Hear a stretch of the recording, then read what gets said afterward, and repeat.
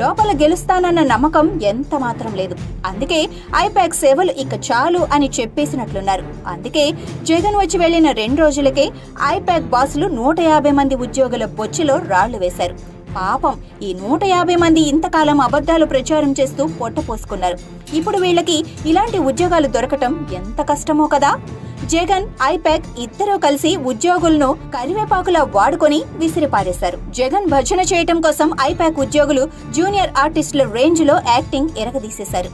పథకాలు అందుకుంటూ పులకరించిపోతున్న పాపగా, జగనన్న నుంచి ఇల్లు అందుకొని ఆనంద బాష్పాలు వర్షిస్తున్న ఆడపడుచుగా, జగన్ పాలన అదిరిపోతోందని చెబుతున్న పొరుగు రాష్ట్రం కుర్రాడిగా, రాష్ట్రంలో పెట్టుబడులు పెట్టడానికి వచ్చిన పారిశ్రామికవేత్తలుగా, ఇలా రకరకాల సందర్భాల్లో తగిన పాత్రలను అద్భుతంగా పోషించిన ఐపాక్ ఉద్యోగుల చేతుల్లో ఇప్పుడు ముష్టి పాత్ర వచ్చి పడింది.